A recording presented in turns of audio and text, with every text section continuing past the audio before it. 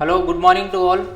Shri Balaji education के online platform पे आप सभी का एक बार फिर से स्वागत है। आज का टॉपिक है इन्फ्लामेशन। इन्फ्लामेशन क्या होता है इसके बारे में हम डिटेल में पढ़ेंगे। ये एमएसएन का टॉपिक है, मेडिकल सर्जिकल नर्सिंग। तो मेडिकल सर्जिकल का टॉपिक है, तो उसके अंदर सबसे पहला इन्फ्लामेशन। इन्फ्लामेशन को हिंदी में प्रदाह कहते हैं। तो इन्फ्लामेशन का और इन्फेक्शन का कोई संपर्क नहीं है, मतलब इन्फ्लामेशन अलग है और इन्फेक्शन अलग है। तो इसकी डेफिनेशन है कि व्हेन सेल आर इंजर्ड, जब सेल इंजर्ड होती है यानी सेल में कोई इंजरी हो जाती है, तो इंजर्ड बाय एन एजेंट या लोकल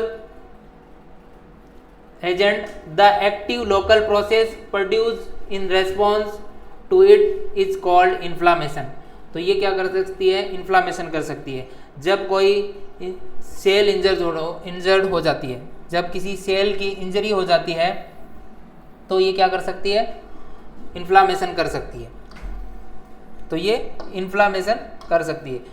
तो इसके लिए to indicate this suffix it is, इसको इट इज के नाम से जाना जाता है। जैसे इट इज, जिस वर्ड के अंदर इट इज लगता है, जिस वर्ड के अंदर इट इज लगता है तो उसे इन्फ्लामेशन कहा जा सकता है। जैसे अपेंडिस, यहाँ पे अपेंडिसाइटिस, ये है अपेंडिसाइटिस। तो अपेंडिसाइटिस के अंदर, इसके अंदर इट इज लगा हुआ है, तो ये कहाँ का इन्फ्लामेशन है, अपेंडिक्स का इन्फ्लामेशन है, ठीक है।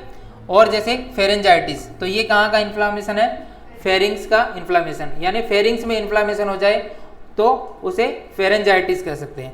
और अगर लीवर में इन्फ्लामेशन हो तो उसे हेपेटाइटिस कहते हैं ना। तो जिसके पीछे टिस लग जाता है उसके वो उस चीज़ का इन्फ्लामेशन हो जाता है। कोलिसाइटिस, ये इसके अंदर इन्फ्लामेशन हो जाता है। तो ये कुछ चीज़ें हैं जिसमें इन्फ्लामेशन हो तो उसी को बोला जाता है। जैसे जिस वर्ड के पीछे टिस लग जाता है उस चीज़ का इन्फ्लामेशन हो जाता है। तो देयर में be except in situation as pneumonia, asthma, और कुछ ऐसी सिचुएशन है इनके अंदर एक्सेप्ट है, मतलब ये सिचुएशन काम नहीं करती है। जैसे अस्थमा वगैरह में, है ना, अस्थमा वगैरह में ये सिचुएशन काम नहीं करती है। तो अस्थमा हो गया, निमोनिया हो गया, तो उसके अंदर ये सिचुएशन काम नहीं करती है। उसके अंदर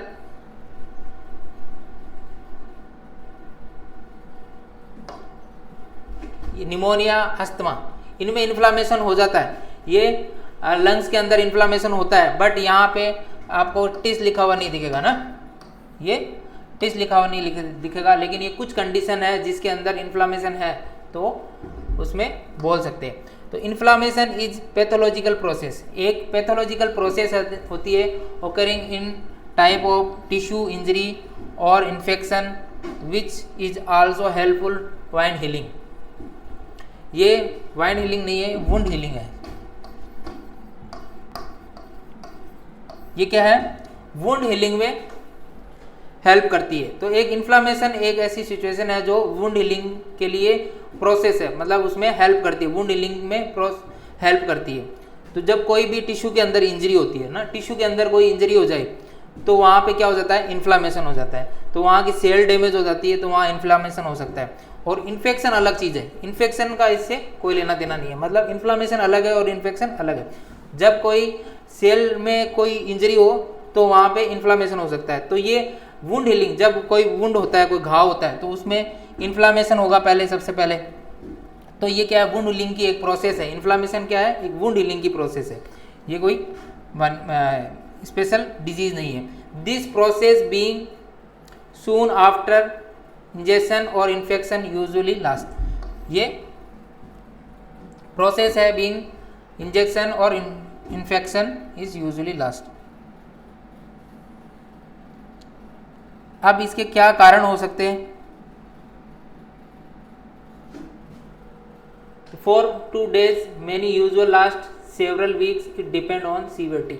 मतलब इसे, ये प्रोसेस को ठीक होने में कम से कम 4 से 5 दिन लग सकते हैं। इन्फ्लामेशन अगर किसी को हो गया नॉर्मली, जैसे कोई वुंड हो गया, तो वो 4 to 6 days लग सकते हैं, यूजुअली लास्ट सेवरल वीक्स भी लग सकते हैं, डिपेंड ऑन सीवियरिटी और इंजरी, और उसकी सीवियरिटी के ऊपर डिपेंड करता है कि अगर इन्फ्लामेशन कैसा हुआ है, थोड़ा ही हुआ है कि ज़्यादा हुआ है, तो उसकी सीवियरिटी के ऊपर डिपेंड करता है, ठीक है, उसकी सीवियरिटी के ऊपर डिपेंड करता है। तो वो ज़्यादा टाइम भी ले सकता है, कम टाइम भी ले सकता है। उसके बाद में कोजेज क्या हो सकते हैं, कारण क्या क्या हो सकते हैं, उसके कारण क्या क्या हो सकते हैं।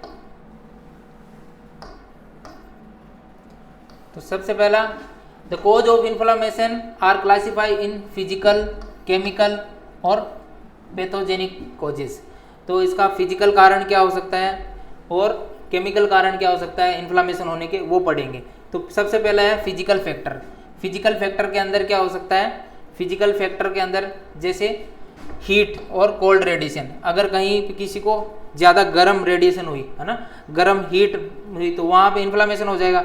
जैसे कोई आग लग रही है या कहीं पे ठंडा ज़्यादा हो गया, कोल्ड एकदम आइस से गया, तो भी इन्फ्लामेशन हो सकता है। या एक्सरे की रेडिएशन किरणें पड़ती है ना, उसके कारण भी बॉडी में इन्फ्लामेशन हो सकता है। तो इसलिए जब एक्सरे शूट करते हैं तो वो एक पहनते हैं ना सूट, वो रेडिएशन से बचने के लिए। कोई ट्रोमा हो गया तो उसके कारण हो सकता है। ये तो हो गए फिजिकल फैक्टर है ना। फिजिकल फैक्टर के अंदर आता है हीट, कोल्ड, अगर ज़्यादा हीट में गया तो वहाँ पे इन्फ्लामेशन हो सकता है, रेडिएशन के कारण हो सकता है ना, एक्सरे रेडिएशन के कारण हो सकता है, कोई ट्रोमा हो गया तो उसके कारण भी हो सकता है।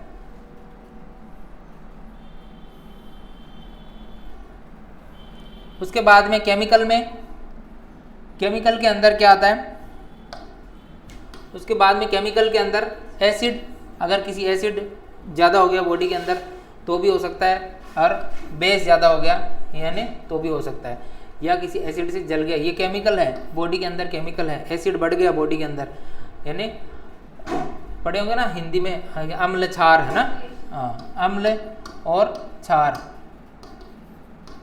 ये बढ़ने और घटने की वजह से हो सकता है। उसके बाद में नेक्स्ट डाइजेस्टिव जूस, ये केमिकल के अंदर ही आते हैं। डाइजेस्टिव जूस होते हैं जो है ना, जो बॉडी के अंदर डाइजेस्टिव जूस होते हैं उनकी वजह से भी हो सकता है, तो ये भी केमिकल के अंदर आते हैं। और माइक्रो ऑर्गेनिज्म तीसरा है, जो मैंने बताया था, ये तो थे दो, जो पहला था फिजिकल, दूसरा था केमिकल, तीसरा है माइक्रो ऑर्गेनिज्म। माइक्रो ऑर्गेनिज्म में कौन कौन से आ सकते हैं, माइक्रो ऑर्गेनिज्म बैक्टीरिया, कोई बैक्टीरियल इन्फेक्शन हो गया तो उसकी वजह से इन्फ्लामेशन हो सकता है, और अगर कोई वायरल इन्फेक्शन हो गया तो उसकी वजह से इन्फ्लामेशन हो सकता है, और फंगल इन्फेक्शन हो गया, फंगस इन्फेक्शन हो गया तो उनकी वजह से इन्फ्लामेशन होता है। तो ये तीन कारण थे। पहला कारण था आपका फिजिकल, दूसरा था केमिकल, तीसरा है माइक्रो ऑर्गेनिज्म। तो इसके अंदर फिजिकल के अंदर आता है हीट और कोल्ड की रेडिएशन के कारण हो सकता है, और किसके कारण हो सकता है, कोई ट्रोमा के कारण हो सकता है, एक्सरे के कारण हो सकता है, और केमिकल के अंदर एसिड के कारण हो सकता है, बेस के कारण हो सकता है, डाइजेस्टिव जूस के कारण हो सकता है ना, ये बढ़ गए अगर तो उनके कारण हो सकता है। माइक्रो ऑर्गेनिज्म इसमें बैक्टीरिया के कारण हो सकता है, वायरस के कारण हो सकता है, और फंगस के कारण हो सकता है। इसके बाद में है टाइप, तो ये दो टाइप के होते हैं। Type of inflammation, inflammation is classified in two types, ये दो टाइप के होते हैं। एक होता है क्रोनिक इन्फ्लामेशन और एक होता है एक्यूट इन्फ्लामेशन और एक होता है क्रोनिक इन्फ्लामेशन। एक एक्यूट होता है और एक क्रोनिक होता है। तो एक्यूट क्या होता है उसके अंदर अपन डिस्कशन करेंगे। एक्यूट कम टाइम के लिए जो रहता है वो क्या होता है, एक्यूट।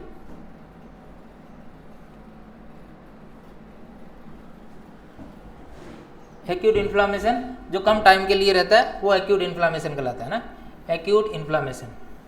अब इसके अंदर इट स्टार्ट सडनली, ये अचानक से स्टार्ट हो गया, यानी अचानक से हुआ, और the symptom last only for few days, यानी कुछ दिनों के अंदर ही सिम्टम प्रेजेंट हो गए, मतलब 2-3 दिन के अंदर ही है ना, 2-3 दिन के अंदर ही स्टार्ट हुए और सडन से स्टार्ट हो गया कहीं पे इन्फ्लामेशन, तो वो जो होता है वो एक्यूट कहलाता है। This is condition in which acute inflammation occur. तो इसके अंदर दिस एक्यूट, जैसे अपेंडिसाइटिस, अपेंडिक्स का इन्फ्लामेशन जल्दी से हो सकता है ना, और कोई एक्यूट अस्थमा हो गया, छोटा अस्थमा, मतलब एक्यूट अस्थमा यानी कम समय के लिए, कोई एलर्जी रिएक्शन हुई उसके कारण अस्थमा हो गया तो वो हो सकता है एक्यूट अस्थमा ना, ये एक्यूट कंडीशन है। अब है नेक्स्ट क्रोनिक कंडीशंस। ये देखिए एक्यूट के अंदर एक्यूट टॉन्सिलाइटिस हो सकता है, एक्यूट टॉन्सिलाइटिस हो सकता है, एक्यूट इन्फेक्टिव मेनिंजाइटिस होता है, एक्यूट साइनसाइटिस हो सकता है। टॉन्सिल में अगर इन्फ्लामेशन हो गया तो टॉन्सिलाइटिस कहलाता है। मेनिंजेस लेयर, जो ब्रेन के अंदर मेनिंजेस होती है उसके अंदर हो गया तो मेनिंजाइटिस हो सकता है। एक्यूट साइनोसाइटिस साइनस जो लेयर है उसमें अगर इन्फ्लामेशन हो गया तो साइनोसाइटिस हो सकता है। ये कुछ है एक्यूट के अंदर प्रॉब्लम्स, ठीक है। अब है क्रोनिक। क्रोनिक कंडीशन कौन सी होती है? जो लंबे टाइम तक चलती है ना। The condition is chronic inflammation persist for a long period time. ये तो थी शॉर्ट पीरियड टाइम, है ना, कुछ समय के लिए, और वो थी लॉन्ग पीरियड टाइम, लंबे समय के लिए। इसमें मंथ लग सकते हैं, उसके अंदर फ्यू डेज लगते हैं, इसके अंदर क्रोनिक के अंदर क्या लगते हैं? मंथ लग सकते हैं। कितने मंथ के अंदर हो सकती है? ये मंथ के अंदर लगते हैं। एग्जाम्पल जैसे auto immune condition. Auto immune condition है मतलब ऑटो इम्यून डिजीजें होती है, उसके अंदर लॉन्ग टर्म तक इन्फ्लामेशन हो सकता है। और ट्यूबरकुलोसिस, टीबी की डिजीज है जो माइबैक्टीरियम ट्यूबरकुलाई बैक्टीरिया के कारण होती है, जिसके कारण लंग्स में इन्फ्लामेशन हो जाता है ना, वो लंबे टाइम तक चलता है। टीबी की बीमारी बहुत लंबी टाइम से चलती है, उसका ट्रीटमेंट भी 6 महीने 1 साल तक चलता है। तो ये क्रोनिक कंडीशन है, ये मंथ तक हो सकती है। फिर अल्सरेटिव कोलाइटिस, है ना, अल्सरेटिव कोलाइटिस और क्रोनिक पेप्टिक अल्सर। ये कोलन के अंदर, जो कोलन के अंदर अगर इन्फ्लामेशन हो जाए, है ना, कोलन है ना लार्ज इंटेस्टाइन, उसके अंदर इन्फ्लामेशन हो जाए तो अल्सरेटिव कोलाइटिस हो सकता है। क्रोनिक पेप्टिक अल्सर, ये पेप्टिक अल्सर अगर हो जाए तो ये भी क्रोनिक कंडीशन है ना, क्रोनिक पेप्टिक अल्सर। ये जो क्रोनिक कंडीशन हो गई तो इन्फ्लामेशन कितने टाइप के हुए? इन्फ्लामेशन है 2 टाइप के, एक है एक्यूट और एक है क्रोनिक, ठीक है। तो एक्यूट के अंदर जो शॉर्ट टर्म के लिए रहती है, कुछ दिनों के लिए सडन से आ जाए तो वो एक्यूट में आती है। तो ऐसे टॉन्सिलाइटिस हो सकता है, अपेंडिसाइटिस हो सकता है, साइनोसाइटिस हो सकता है, मेनिंजाइटिस हो सकता है। और क्रोनिक इन्फ्लामेशन जो लंबे टाइम तक, लॉन्ग पीरियड ऑफ टाइम और मंथ तक हो सकती है। एग्जाम्पल ऑटो इम्यून कंडीशन या ट्यूबरकुलोसिस, अल्सरेटिव कोलाइटिस या क्रोनिक पेप्टिक अल्सर, ये कुछ डिजीज हो सकती है। अब इसके अंदर फैक्टर इन्फ्लुएंसिंग इन्फ्लामेशन, कौन से फैक्टर प्रभावित करने वाले कारक, है ना, इन्फ्लामेशन को प्रभावित करने वाले कारक, फैक्टर इन्फ्लुएंसिंग इन्फ्लामेशन। तो एज के कारण सबसे पहला है एज। इसके अंदर सबसे पहला कौन सा आता है? एज। एज के अंदर क्या आता है? Infant and old people are more prone to infection and inflammation due to their low immunity and more sensitive. मतलब जो छोटे बच्चे होते हैं इन्फेंट, और इन्फेंट कौन से होते हैं? जो 1 साल तक के बच्चे, है ना, इन्फेंट कौन से कहलाते हैं? 1 साल तक के बच्चे। और ओल्ड पीपुल यानी जो बूढ़े व्यक्ति हैं, वो इन्फेक्शन और इन्फ्लामेशन के लिए ज़्यादा सेंसिटिव होते हैं, क्योंकि उनकी इम्यूनिटी क्या होती है? लो होती है ना। इम्यूनिटी लो होने के कारण क्या होता है? वो ज़्यादा सेंसिटिव होते हैं, तो उन लोगों को ज़्यादा जल्दी इन्फ्लामेशन या कोई इन्फेक्शन हो सकता है। उसके बाद में सेकंड नंबर है न्यूट्रिशन। न्यूट्रिशन का मतलब यहाँ हिंदी में पोषण बोलते हैं ना, न्यूट्रिशन। जो माल न्यूट्रिशन मतलब कुपोषण, जो जिनके माल न्यूट्रिशन विक्टिमार्स, जो ऐसे पेशेंट है जो माल न्यूट्रिशन है मतलब कुपोषण का शिकार है, वो जल्दी उनमें जल्दी इन्फेक्शन हो सकता है ना। तो ऐसे पेशेंट जो माल न्यूट्रिशन वाले हैं वो क्या है, उनमें इन्फ्लामेशन वगैरह जल्दी हो सकता है, इन्फेक्शन ज़्यादा हो सकता है। अब तीसरा है adequacy of the blood supply. Adequacy of blood supply, अगर ब्लड सप्लाई प्रॉपर ना हो, है ना, ब्लड सप्लाई अगर प्रॉपर ना हो, कम हो, तो उसके कारण भी हो सकता है। जैसे इंजर्ड टिश्यू ड्यूरिंग इन्फ्लामेशन, जहाँ इंजरी हो गई तो उस टिश्यू के अंदर ब्लड सर्कुलेशन कम हो जाएगा, और कम हो जाएगा तो वहाँ पे इन्फ्लामेशन होने के ज़्यादा चांसेस है ना। तो ये एक रीज़न हो गया। उसके बाद में it need adequate blood supply to quick healing, है ना। क्विक हीलिंग के लिए क्या चाहिए? वहाँ पे अगर ब्लड सप्लाई अच्छी होगी, फास्ट होगी, तो वहाँ हीलिंग अच्छी होगी, जल्दी होगी, है ना। हीलिंग क्या हो जाएगी? वहाँ पे जल्दी हो जाएगी। तो देखो adequate blood supply for quick healing, जो हीलिंग में हेल्प करती है। उसके बाद में नेक्स्ट फैक्टर है WBC counts. WBC counts, WBC क्या होते हैं? ब्लड का टाइप है ना एक, ब्लड में क्या होता है? ब्लड में रहती है RBC, WBC और प्लेटलेट्स, है ना, प्लेटलेट रहती है ना।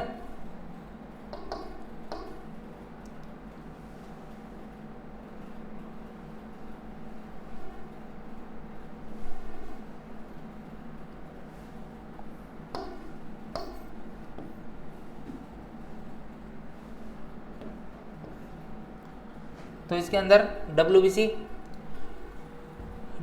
Due to less than normal process of phagocytosis slow healing of delay. अगर WBC कम हो जाएगी, अगर जैसे मैंने बताया था ब्लड ही कम हो गया तो हीलिंग प्रोसेस भी स्लो हो जाएगी। वैसे ही अगर WBC कम हो गया, बॉडी के अंदर ब्लड में भी WBC रहता है ना, RBC WBC, तो due to less normal WBC, अगर कम है और नॉर्मल WBC है तो the process of phagocytosis slow और हीलिंग डिले। अगर हीलिंग जो होगी, हीलिंग प्रोसेस है, यानी इन्फ्लामेशन हीलिंग प्रोसेस का ही पार्ट है, तो अगर वो हीलिंग ही कम, WBC कम होगी तो उसका भी एक रीज़न हो सकता है कि ये हो सकता है जिनके अंदर WBC कम है तो उनमें इन्फ्लामेशन अधिक होगा। उसके बाद में इफेक्ट ऑफ हार्मोन का भी इसके अंदर रोल रहता है। तो hormone secreted by the adrenal cortex जो है उसके अंदर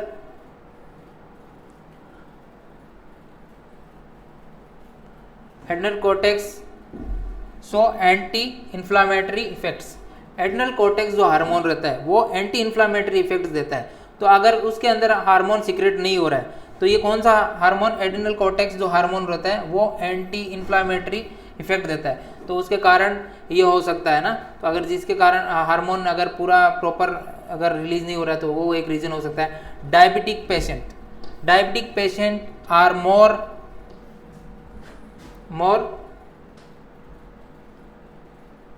vulnerable to infection due to low insulin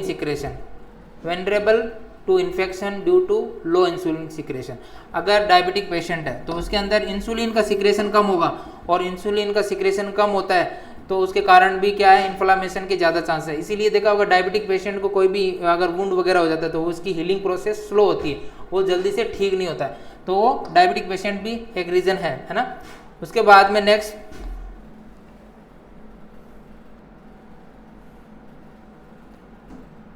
chemical mediator, कुछ रहते हैं केमिकल मेडिएटर रहते हैं, तो वो भी एक रीजन है। Chemical mediator of inflammation, different type of chemical are release from the inflammation process, play the role of mediator classifications ना। सेल डिविजन, अगर सेल जो है सेल डिवाइड होके जो कोई भी वुंड होता है तो उसके अंदर क्या रहती है, सेल का इंपॉर्टेंट रोल होता है। सेल डिवाइड होके वो क्या करती है, वुंड हीलिंग में हेल्प करती है। तो मास्ट सेल होती है, releasing bye mast cell.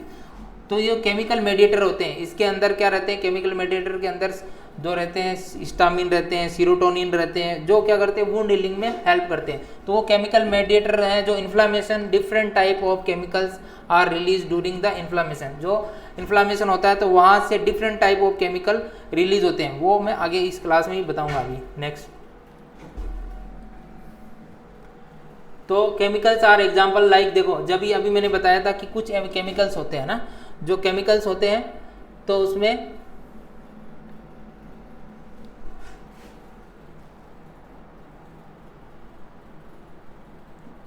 Example जैसे हिस्टामिन,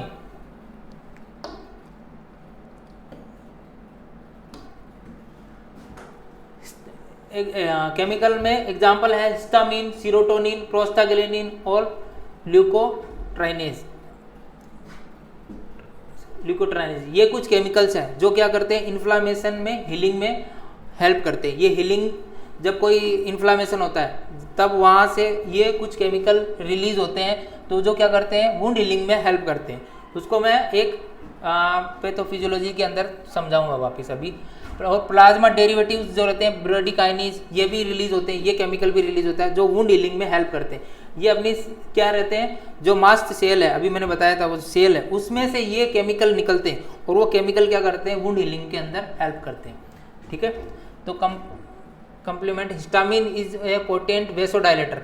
जो हिस्टामिन रहता है ये वेसोडाइलेटर रहता है, जो क्या करते हैं, ब्लड वेसल्स को क्या कर देते हैं, डायलेट कर देते हैं, तो इसलिए ये वुंड हीलिंग में हेल्प करते हैं। As a part of mast cell, ये हिस्टामिन क्या रहते हैं, ये मास्ट सेल जो सेल है उसका पार्ट है हिस्टामिन, है ना। Platelet cells of the blood is also secreted histamine.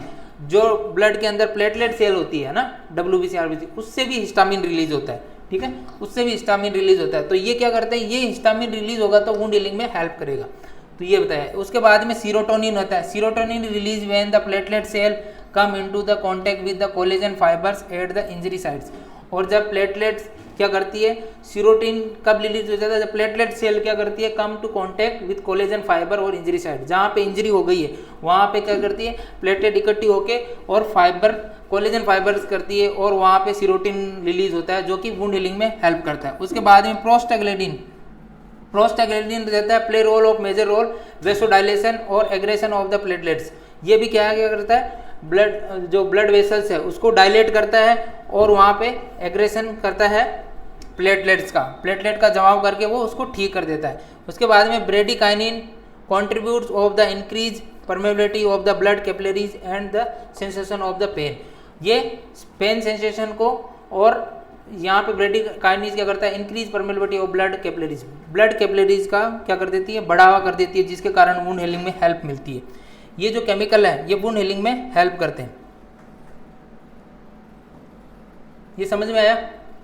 यहाँ से ये कुछ केमिकल्स होते हैं, ये आपको ध्यान में रखना है। सिर्फ हिस्टामिन होता है, सीरोटोनिन होता है, प्रोस्टाग्लैंडिन होता है, ल्यूट्रोकाइनेज होता है, ब्रेडिकाइनिन होता है। तो ये भी इसमें हिस्टामिन तो क्या रहता है, वेसोडाइलेटर रहता है। सीरोटोनिन जो रहता है ये प्लेटलेट्स के साथ में कोलेजन करके और ये रिलीज करता है। प्रोस्टाग्लैंडिन भी वेसोडाइलेशन करते हैं ना, ये सब वेसोडाइलेशन करके वुंड हीलिंग में हेल्प करते हैं। समझ आया?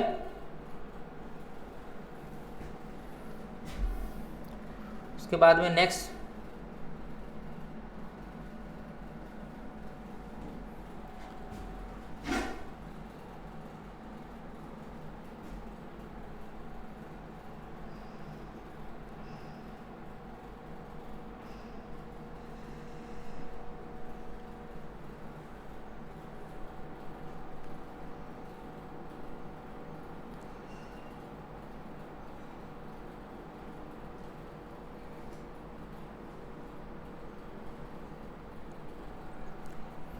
तो इसके अंदर नेक्स्ट में इसमें है कि इन्फ्लामेशन। पहले क्या हो सकता है, इन्फ्लामेशन। ये इमेज कट गई है थोड़ा सा। इन्फ्लामेशन होता है, इन्फ्लामेशन होने के लिए क्या होता है, इन्फ्लामेशन किस कारण से हो सकता है, कोई भी इंजरी हो गई, इंजरी के कारण, तो इंजरी के कारण क्या होगा, वहाँ पे क्या हो जाएगा, इन्फ्लामेशन हो जाएगा।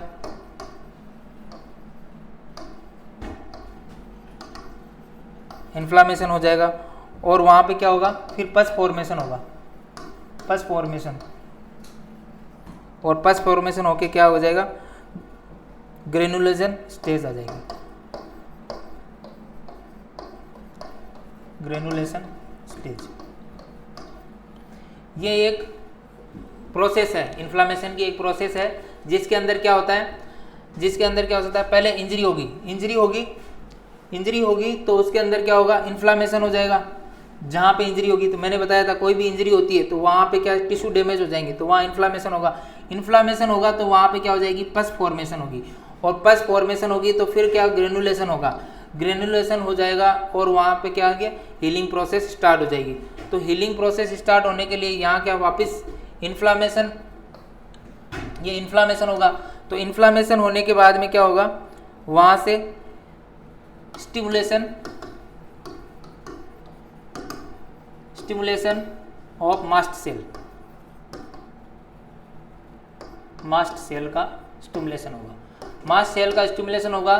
तो वहाँ से कौन से केमिकल रिलीज होंगे, मैंने बताए थे, हिस्टामिन है ना, हिस्टामिन, उसके बाद में सीरोटोनिन,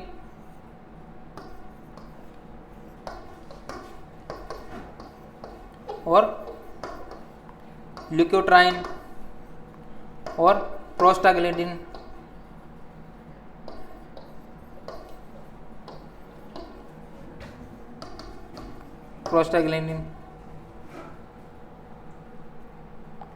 तो ये हार्मोन रिलीज होंगे ना। तो जैसे इन्फ्लामेशन होगा तो वहां पे क्या होगा, ये हार्मोन रिलीज होंगे, हार्मोन नहीं, केमिकल मेडिएटर, ठीक है, केमिकल मेडिएटर रिलीज होंगे।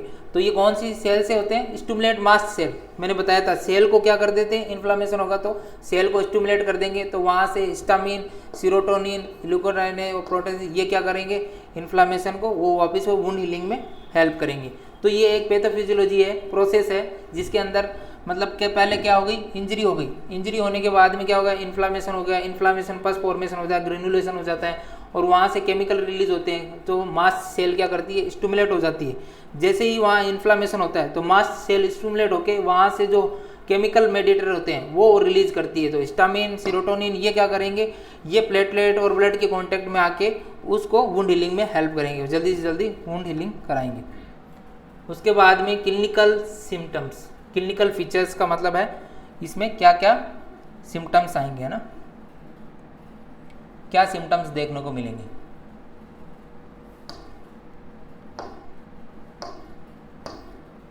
तो क्लिनिकल मैनिफेस्टेशन का मतलब ही है साइन सिम्टम से है, साइन और सिम्टम से है ना, उसके क्या लक्षण है। तो इसके लिए प्रिस का यूज करते हैं, PRISH, है ना, ये एक ट्रिक है जिससे यूज करते हैं। P का मतलब हो गया पेन, R का मतलब हो गया रेडनेस, और I का मतलब हो गया इमोबिलिटी, S का मतलब हो गया स्वेलिंग, H का मतलब हो गया हीट। ठीक है, तो इसके अंदर ये सिम्टम्स हैं जो आते हैं। सबसे पहले जहाँ इन्फ्लामेशन हो गया वहाँ पेन होगा, है ना, जहाँ चोट लगी है तो वहाँ पेन होगा। तो pain, stimulation of sacral tissue by chemicals, तो वहाँ क्या होगा, पेन होगा। सबसे पहले एक सिम्टम आएगा पेन होगा, तो वहाँ पे क्या होगा, फिर उसके बाद में रेडनेस हो जाएगी, accumulation of the blood capillaries, blood capillary अगर इकट्ठी हो जाती है तो वहाँ पे क्या हो जाएगी, रेडनेस आ जाएगी, इन्फ्लामेशन होगा तो। उसके बाद में इमोबिलिटी, मतलब वो एरिया अगर हिलाएंगे तो ड्यू टू पेन के कारण और स्वेलिंग के कारण वो एरिया अपन हिला नहीं पाएंगे ना, इमोबिलिटी हो जाएगी, वहाँ वो स्तर हो जाएगा। उसके बाद में उस एरिया में स्वेलिंग आ जाएगी, जहाँ पे लगी है चोट तो वहाँ पे क्या आ जाएगी, स्वेलिंग आ जाएगी, due to accumulation of fluid वहाँ इकट्ठा हो जाएगा इसलिए स्वेलिंग आ जाएगी। और हीट, वो एरिया थोड़ा गर्म भी लगेगा, जैसे किसी के हाथ पे चोट लगी, ठीक है, तो वहाँ पे सबसे पहले क्या होगा, पेन होगा, पेन होगा तो वहाँ पे क्या लाल लाल हो जाएगा, रेडनेस हो जाएगी चोट लगने के कारण, और वो अपन हिलाएंगे तो दर्द होगा, है ना, हिलाएंगे तो वो उसको अपन क्या करेंगे, स्टेबल करेंगे। उसके बाद में वहाँ फ्लूइड इकट्ठा होकर क्या हो जाएगी, स्वेलिंग हो जाएगी, और उसके बाद में वो एरिया जो लगा हुआ है वहाँ पे वो क्या गरम गरम लगेगा, accumulation of large amount of fluid की वजह से वो गरम लगेगा। ठीक है, ये तो हो गए अगर इंजरी हो गई तो आउटर वाले सिम्टम्स, बाहर की तरफ इंजरी हो गई। अगर अंदर बॉडी के अंदर कहीं इंजरी हो जाती तो वो दिखाई थोड़ी देगी।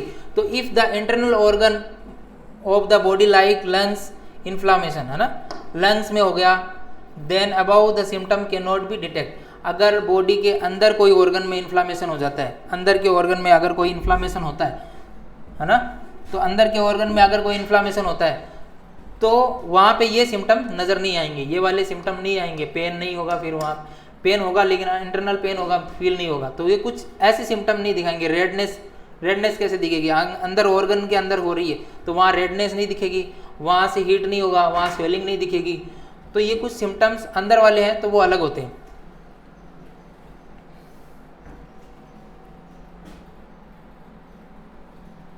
Other symptom of inflammation, loss of appetite, fever, weakness, weight loss. तो अगर अंदर की तरफ कोई इन्फ्लामेशन हो गया है तो उसके अंदर क्या सिम्टम आएंगे, बॉडी में कोई भी इन्फ्लामेशन वगैरह होता है तो वहाँ बॉडी के अंदर फीवर देखने को मिलता है। फीवर मेन साइन होता है, जहाँ पे कुछ भी प्रॉब्लम आई है बॉडी के अंदर तो फीवर आने लगता है बॉडी के अंदर, है ना, फीवर हो जाएगा। लॉस ऑफ एपेटाइट को बोलते हैं एनोरेक्सिया, एनोरेक्सिया के नाम से भी जाना जाता है, यानी भूख ना लगना। ठीक है, भूख नहीं लगती है, लॉस ऑफ एपेटाइट, भूख नहीं लगती है। उसके बाद में वीकनेस, उसमें कमजोरी आ गई। और अगर ये सब चीज़ें हो रही है, लॉस ऑफ एपेटाइट हो रहा है तो अपने आप वजन कम हो जाएगा, वेट लॉस, है ना, वजन कम हो जाएगा। तो ये सिम्टम्स आएंगे तो उसके कारण फीवर आ सकता है, वीकनेस होता है, नोजिया वोमिटिंग भी हो सकती है। ये कुछ ऐसे सिम्टम्स आ सकते हैं, नोजिया वोमिटिंग वगैरह भी हो सकती है, वीकनेस हो सकती है और कुछ सिम्टम देखने को मिल सकते हैं। उसके बाद में है मैनेजमेंट। अगर किसी को इन्फ्लामेशन हो गया है तो उसका मैनेजमेंट क्या करेंगे, उसको कैसे ठीक करेंगे, मैनेजमेंट क्या करेंगे उसका। तो मैनेजमेंट के अंदर है, as mention earlier the inflammatory process is a part of the healing process. तो सबसे पहले मैंने बताया था कि इन्फ्लामेशन एक हीलिंग प्रोसेस का पार्ट है, तो वो अपने आप ठीक हो सकता है ना। तो ये अगर उसको क्या ठीक करने की जरूरत नहीं है ज़्यादातर। अगर कुछ बाहर इन्फ्लामेशन हो गया, जैसे चोट लग गई, तो वो अपने आप हील हो सकती है, तो उसके लिए अपन सिम्टोमेटिक ट्रीटमेंट दे सकते हैं, लेकिन इसका कोई स्पेशल नहीं है ना, वो एक हीलिंग प्रोसेस का हिस्सा है, तो वो हीलिंग में टाइम लेगी। बस उसके लिए आपको देखो, it become necessary to use drugs to reduce incentive of symptoms like fever, pain, swelling. अगर उसके सिम्टम्स है यानी सिम्टोमेटिक ट्रीटमेंट दे सकते हैं। अगर पेशेंट को फीवर हो रहा है, मतलब पेन हो रहा है, तो पेन किलर दे देंगे, है ना, उसको क्या दे देंगे, पेन किलर दे देंगे। अगर पेशेंट को फीवर आ रहा है तो एंटीबायोटिक दे देंगे, जैसे टेबलेट पीसीएम वगैरह दे देंगे, है ना, पैरासीटामोल दे देंगे। अगर स्वेलिंग को कम करने के लिए कोई दूसरी स्वेलिंग को कम करने के लिए टैबलेट दे देंगे। The type of the drugs is called inflammatory drugs. और अगर एंटी इन्फ्लामेटरी ड्रग्स भी उसको दे सकते हैं ना, एंटी इन्फ्लामेटरी जो ड्रग्स होती है वो दे सकते हैं। तो एंटी इन्फ्लामेटरी ड्रग्स कौन सी होती है? पीसीएम भी एंटी इन्फ्लामेटरी ड्रग्स है ना, पीसीएम एनाल्जेसिक है, एंटीपायरेटिक्स है और एंटी इन्फ्लामेटरी ड्रग्स भी है। तो कुछ ऐसी ड्रग्स है जो इन्फ्लामेशन को कम करती है, वो वाली ड्रग्स दे सकते हैं। तो there are two type of these treatment of pain and fevers. तो पेन और फीवर को कम करने के लिए दो प्रकार का ट्रीटमेंट देते हैं। देखो यहाँ पे बताया पैरासीटामोल्स है ना, पैरासीटामोल्स 500 की टेबलेट भी आती है, 500 mg की आती है और कितनी की आती है? 550 mg यार डोलो के नाम से आती है ना, जो 650 के नाम से आती है। और निम्बुसलाइड्स आता है ना, निम्बुसलाइड कॉम्बिनेशन में भी आती है, निम्बुसलाइड पीसीएम पैरासीटामोल्स का कॉम्बिनेशन भी आता है। ये टेबलेट के रूप में आते हैं और पीसीएम इंजेक्शन के रूप में भी आ सकता है। ठीक है, ये पेन और फीवर को कम करने के लिए दिया जा सकता है फॉर द ट्रीटमेंट ऑफ इन्फ्लामेशंस। अब इन्फ्लामेशन के ट्रीटमेंट के लिए क्या देते हैं? तो उसके लिए इन्फ्लामेशन के ट्रीटमेंट के लिए अपन देते हैं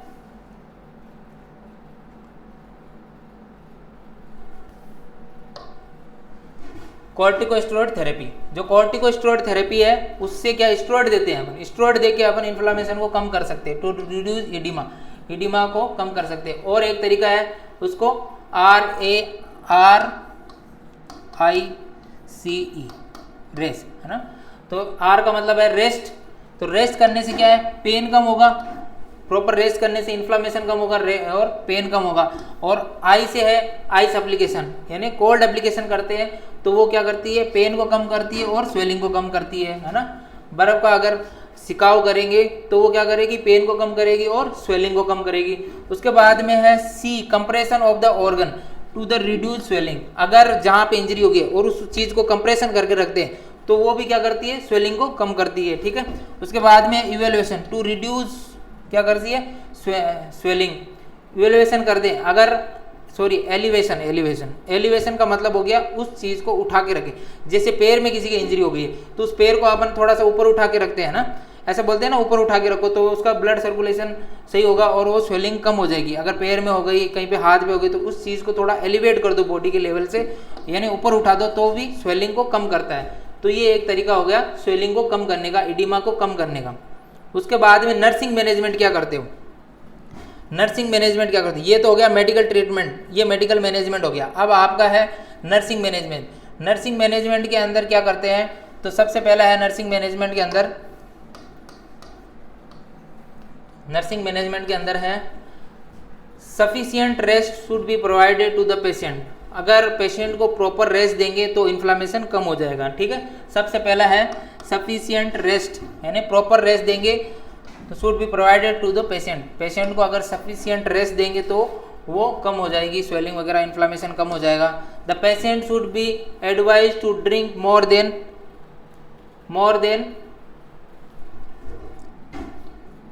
24,000 ml of liquid water per day.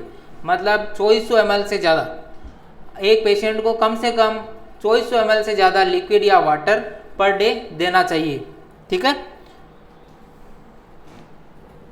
2400 ml से ज़्यादा वाटर और क्या देना चाहिए? लिक्विड देना चाहिए, लिक्विड डाइट। जो अगर प्रॉपर है ना तो पेशेंट डिहाइड्रेशन में नहीं जाएगा। एक तो पेशेंट क्या होगा? डिहाइड्रेशन में नहीं जाएगा, और प्रॉपर लिक्विड डाइट मिलेगी तो पेशेंट में डिहाइड्रेशन में जाएगा और वुंड हीलिंग में सहायता करेगा। उसके बाद में next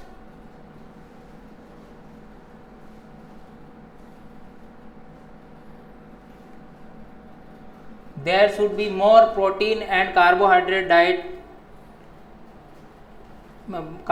in the diet of the patients। तो एक ये है कि पेशेंट को क्या करना है? प्रोटीन डाइट और कार्बोहाइड्रेट डाइट क्या करनी है? उसकी डाइट में ज़्यादा ऐड कर देनी है। तो प्रोटीन क्या करता है? टिश्यू हीलिंग में और रिपेयर में हेल्प करता है, इसलिए प्रोटीन डाइट और कार्बोहाइड्रेट ज़्यादा कर देनी चाहिए। To reduce oedema to effect part should be keep elevated. अभी जो मैंने बताया था कि जो पार्ट है जहाँ पे इंजरी हो गई है उस पार्ट को एलिवेट करके रखें, ऊंचा करके रखें, तो वो स्वेलिंग को कम करता है। उसके बाद में कोल्ड कंप्रेशन और भी affect area reduce to oedema और पेन। जहाँ पे इडिमा और पेन हो रहा है वहाँ पे अगर कोल्ड एप्लीकेशन करे, यानी ठंडा सेक करे, तो वो बर्फ़ का सेक करे तो वो क्या कर सकता है? इडिमा और पेन को कम कर देगा। उसके बाद में इन केस ऑफ फीवर, अगर पेशेंट को फीवर आ रहा है तो उसके लिए स्पंजिंग कर सकते हैं, स्पंजिंग से फीवर कम कर सकते हैं या फिर टेबलेट वगैरह देके कम कर सकते हैं। To be done moist water, जो नॉर्मल वाटर है उससे क्या पेशेंट की स्पंजिंग करेंगे तो उससे फीवर कम हो जाएगा। Anti inflammatory drugs would be given to the patient, anti inflammatory drugs देके पेशेंट का इन्फ्लामेशन को कम कर सकते हैं। तो thank you so much, channel को ज़्यादा से ज़्यादा लाइक करें, सब्सक्राइब करें